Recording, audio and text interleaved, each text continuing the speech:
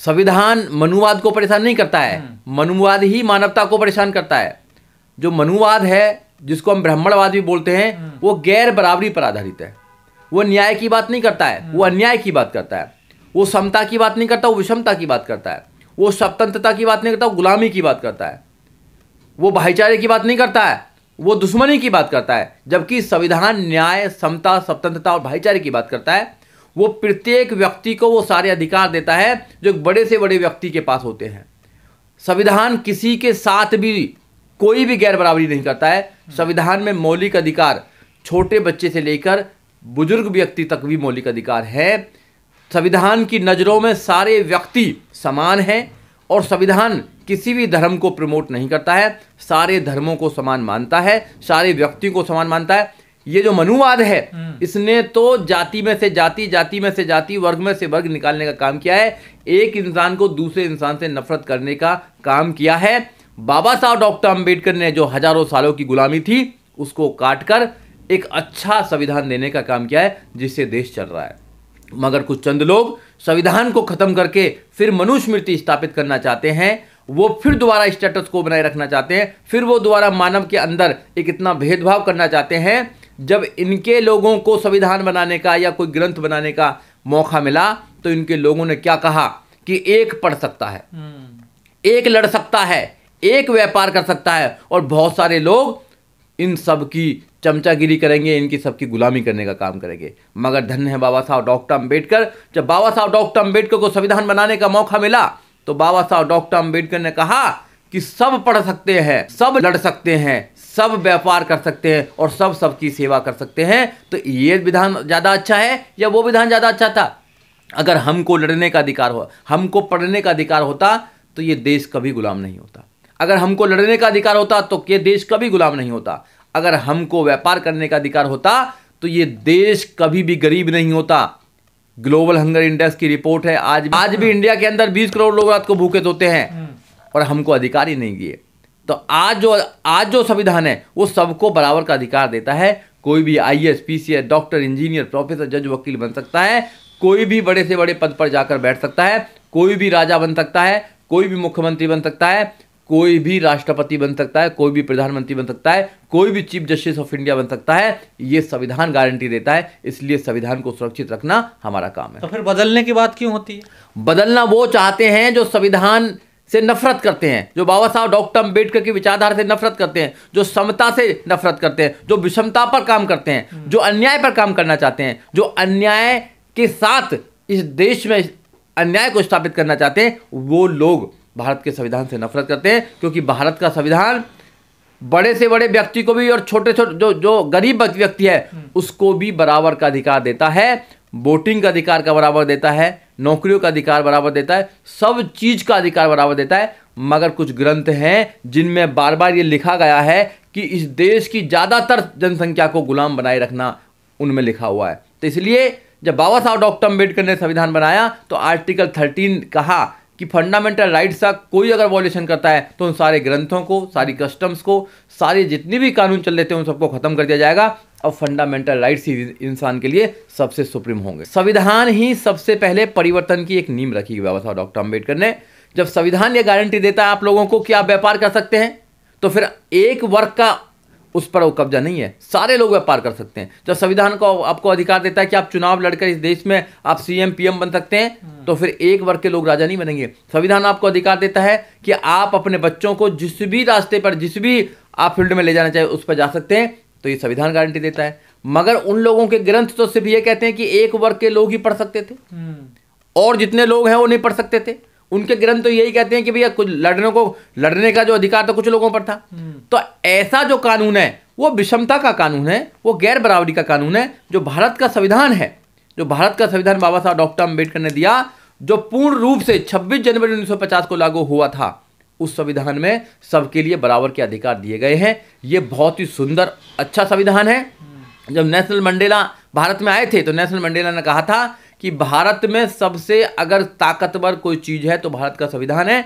अगर मुझे यहाँ से कुछ ले जाने का अगर मौका मिला, तो भारत के संविधान को लेकर जाऊंगा, क्योंकि भारत का संविधान प्रत्येक नागरिक को बराबर का अधिकार देता है। प्रत्येक नागरिक को एक डिग्निटी के साथ जीने का मौका देता है, प्रत्येक नागरिक को एक नागरिक समझता है, प्रत्येक नागरिक को हर जगह पहुंचने का एक रास्ता देता है। किसी से खतरा है संविधान को? हाँ, बिल्कुल खतरा है।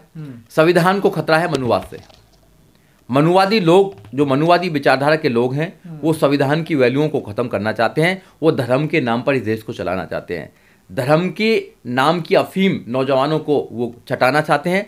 मगर धन्य है यहाँ के लोग जो धर्म के नाम पर देश को नहीं चलाना चाहते, जो संविधान के नाम पर देश को चलाना चाहते हैं, कानून के माध्यम से देश को आगे बढ़ाना चाहते हैं। अगर ये धर्म के नाम पर देश को चलाएंगे तो यहाँ करोड़ों लोग जैसे पहले गुलाम थे वैसे फिर दोबारा गुलामी की तरफ जाएंगे, क्योंकि यहाँ तो जन्म से ही सिद्ध कर दिया जाता है कि तुम्हारा क्या काम है।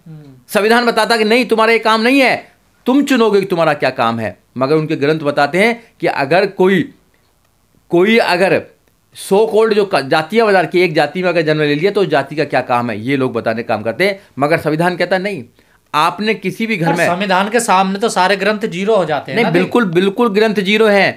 मगर संविधान क्या है? संविधान जिनके हाथों में है चलाने के लिए, संविधान को चलाने का काम नहीं कर रहे हैं। ग्रंथों की चर्चा क्यों होती है जब वो जीरो हो जाते हैं संविधान के सामने? देखिए, कुछ लोगों को यहाँ पर ग्रंथों से बहुत ताकत मिलती है। कुछ लोगों को यहाँ पर जो ग्रंथ है वो सर्वश्रेष्ठ मानते हैं, मगर संविधान किसी को सर्वश्रेष्ठ नहीं मानता है। संविधान the be the people of India के नाम से बात करता है। संविधान कहता है कि देश का कोई भी नागरिक है, वो किसी भी प्रदेश में पैदा हुआ हो, किसी भी जाति में पैदा हुआ, कोई भी भाषा बोलता हो, कैसा भी कलर हो, उसकी वैल्यू एक है। ये संविधान कहता है, ये और किताब नहीं कहती हैं। जो धर्म की जितनी भी किताब है वो लोगों के व्यक्तिगत लोग हो सकती हैं, व्यक्तिगत उनके फायदे के लिए हो सकती हैं, मगर देश को चलाने के लिए अगर कोई किताब है देश के अंदर तो वो भारत का संविधान है। भारत के संविधान में हमारी आस्था होनी चाहिए। किसी भी धार्मिक किताब से ज़्यादा भारत के संविधान में हमारी आस्था होनी चाहिए, क्योंकि भारत का संविधान प्रत्येक नागरिक को बराबर का अधिकार देता है। भारत का संविधान प्रत्येक नागरिक को उनको मजबूत बनाने का एक दस्तावेज है, केवल एक दस्तावेज नहीं है। भारत का संविधान हमारे आने वाली जनरेशन, जो हमारे आने वाली पीढ़ियां हैं, उनको सशक्त बनाने के लिए, उनको आज़ाद कराने के लिए एक रास्ता है। सरकार कहती है कि हर घर तिरंगा, लेकिन हर घर संविधान की बात कभी नहीं करती सरकार इसलिए नहीं करती क्योंकि सरकार धर्म के नाम पर देश को बांटना चाहती है। अगर संविधान की बात करेगा तो लोग जागरूक हो जाएंगे अपने अधिकारों के लिए, और अधिकारों के प्रति अगर जागरूक होंगे तो सरकार की आंखों में आंखें डालकर सवाल पूछेंगे कि हमारी एजुकेशन कहाँ है, हमारा रोजगार कहाँ है, हमारा सम्मान कहाँ है, हमारा जो हिस्सा है देश के अंदर वो कहाँ है। और सरकार क्या कर रही है? एक वर्ग के लोगों को चुन चुन कर उनको पैसा लुटा रही है, एक वर्ग के लोगों को ही चुन चुन कर अच्छे अच्छे पदों पर बैठा रही है। ये जो जातिवाद है, जातिवाद को संविधान खत्म करने का काम करता है। तो इसलिए वो संविधान को खत्म करना चाहते हैं, इसलिए वो घर घर तिरंगा पहुंचाएंगे, मगर घर घर संविधान नहीं पहुंचाएंगे। ये तो अम्बेडकरवादी, मानवतावादी, संविधानवादी लोगों की जिम्मेदारी है कि भारत के संविधान को घर घर में पहुंचाने का काम करें। आवाज उठाएं वो लोग कि भारत का संविधान 8वीं से लेके और 12वीं तक या पहली से लेकर पढ़ाया जाए, क्योंकि जब तक बच्चे भारत के संविधान को नहीं पढ़ेंगे तो नहीं जानेंगे कि भारत कैसे चलेगा, भारत में संविधान कितना सशक्त है। ये लोग तो नहीं पढ़ाएंगे, हम लोगों को पढ़ाना चाहिए।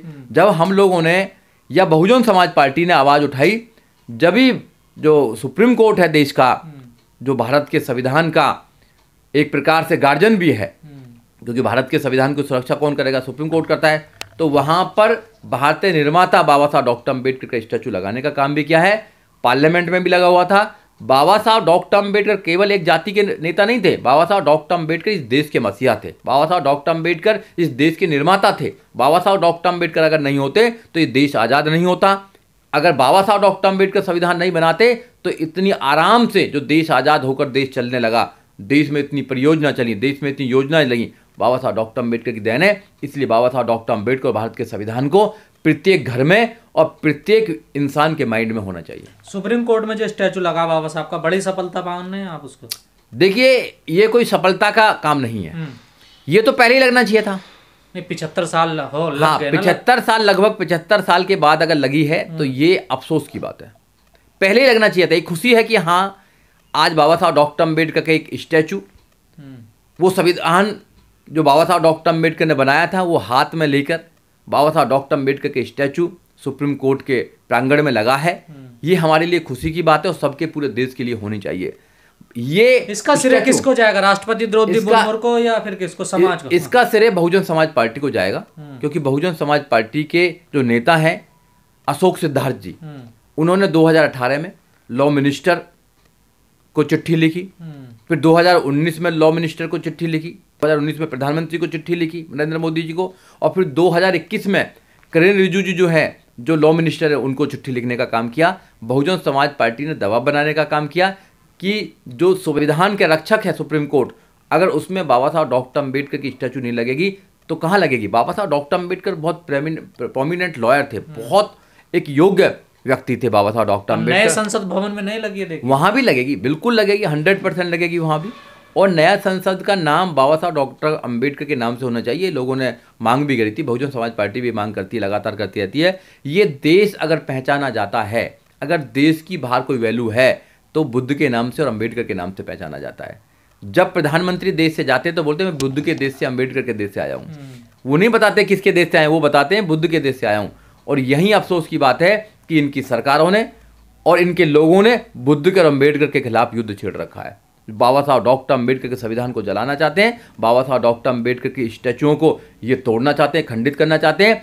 मगर जो बाबा साहब डॉक्टर अम्बेडकर के मानने वाले हैं, उन्होंने ये तहिया कर लिया है, उन्होंने जिद पकड़ ली है कि हम प्रत्येक व्यक्ति के घर में, प्रत्येक व्यक्ति के दिमाग में बाबा साहब डॉक्टर अम्बेडकर की विचारधारा को हम डालकर रहेंगे और बाबा साहब डॉक्टर अम्बेडकर के विचारों का भारत बनाएंगे। और जिस दिन विचार का भारत बन गया, बाबा साहब डॉक्टर अम्बेडकर के विचारों का भारत बन गया, उस दिन इस देश में ना कोई गरीब होगा, ना अत्याचार होगा, सबको शिक्षा मिलेगी, सबको रोजगार मिलेगा और ये सोने की चिड़िया कहलाया जाएगा, ये संपन्न देश हो जाएगा।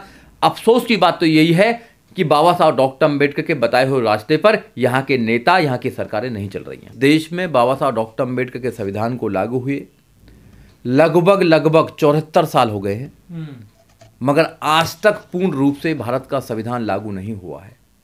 भारत के संविधान में जो लोगों के मौलिक अधिकार है, आज तक मौलिक अधिकार लोगों को नहीं दिए गए हैं और हमेशा से जितने अधिकार हैं उनको कर्टेन करने का काम किया गया है। इसलिए हम लोगों को जागरूक कर रहे हैं घर घर जाकर कि आप भारत के संविधान को पढ़िए। भारत के संविधान में आपकी आज़ादी का रास्ता दिया हुआ है, आपको राजा बनने का रास्ता दिया गया है। और आप जब भारत के संविधान को पढ़ेंगे तो भारत के संविधान में बाबा साहब डॉक्टर अम्बेडकर ने दुनिया के संविधानों को पढ़कर जो सबसे अच्छी चीज़ें हैं वो भारत के संविधान में डालने की कोशिश की है। बाबा साहब डॉक्टर अम्बेडकर ने डाला है उसमें, और बाबा साहब डॉक्टर अम्बेडकर ने हर इंसान को एक सशक्त नागरिक बनाने का काम किया है। मानवता की डिग्निटी को सबसे सर्वोच्च रखा है, मानवता के फ्रीडम को सबसे ऊपर रखने का काम किया है।